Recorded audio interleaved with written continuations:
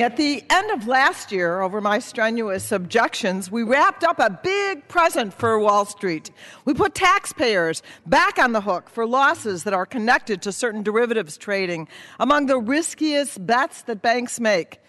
Well, Christmas is over and Hanukkah is over, but the gifts keep on coming for Wall Street. This bill undercuts an important part of the Dodd-Frank Wall Street Reform and Consumer Protection Act. The Volcker Rule was intended to prevent deposit-taking banks that use money insured by the federal government, the people's money, from making bets and using taxpayer-insured funds. The Federal Reserve went out of its way to try to ease the transition to a safer system, but this bill would give mega banks an additional 2 years, totaling 5 years, to sell off certain securities, 5 more years of risk, 5 more years of massive profit-taking. This provision, which almost certainly juices the profits of big mega banks like Citigroup and J.P. Morgan, has never been vetted. It's wrong that bills that help Wall Street and multinational corporations get fast-tracked on day 2 of this Congress, while bills that help working families get slow-walked for years, literally.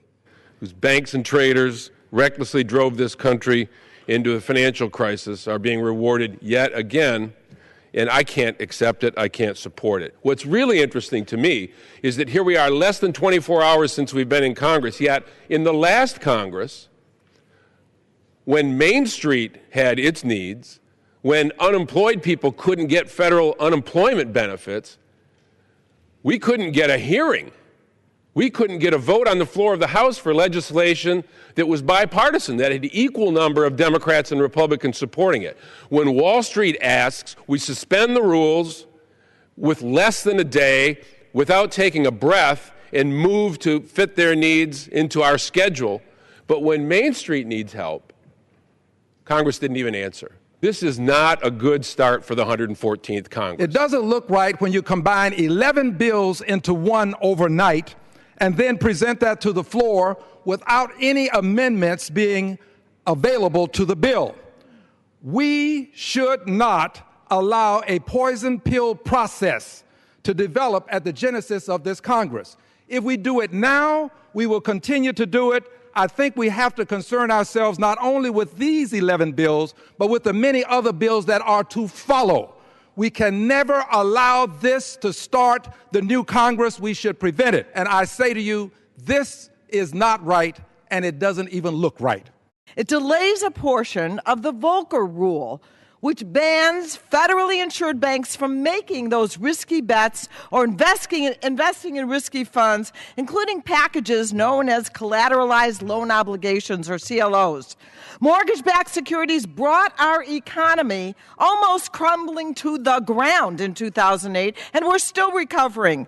Taxpayers bailed out the big banks. And yet for millions of homeowners who were forced from their homes and millions of others who are still underwater, there hasn't been any assistance. People are right to be angry about this, and they are right to object to this new giveaway to Wall Street interests. CLOs are similar to toxic mortgage-backed securities. The only difference is that instead of bad mortgages, these packages involve junk-rated corporate loans and a mix of other risky assets. The Office of the Comptroller of the Currency said last month that the corporate debt market is overheating and becoming increasingly dangerous. And CLOs are the big reason why. This has all the markings of another economy-crushing disaster. And who gets the upside if Wall Street is able to continue packaging and selling CLOs with taxpayer backing? Wall Street. Who loses if and when those bets go wrong? The rest of us. Heads, Wall Street wins. Tails, everybody else loses.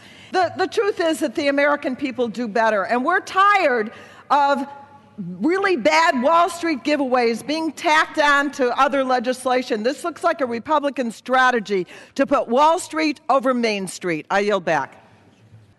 Title 11 of this bill modifies the SEC Rule 701 on stock sharing. It allows private companies to compensate their employees up to $10 million in company stock without having to provide the employees with certain basic financial disclosures about the company. We all remember Enron and WorldCom, where the company as compensation to those employees, actually pressured them into buying company stock. So you had thousands of workers being partly compensated in company stock, and the stock was worth zero. Now we're going to expand this opportunity from $5 million to $10 million a year. Each company will be able to pay their employees with company stock, and there's no opportunity for those employees to get accurate financial information that the stock that they are being paid with is worth anything. This bill uses the veneer of job creation to provide special treatment for the well-connected corporations and merger and acquisition advisors and financial institutions while doing very little to address the needs of those workers.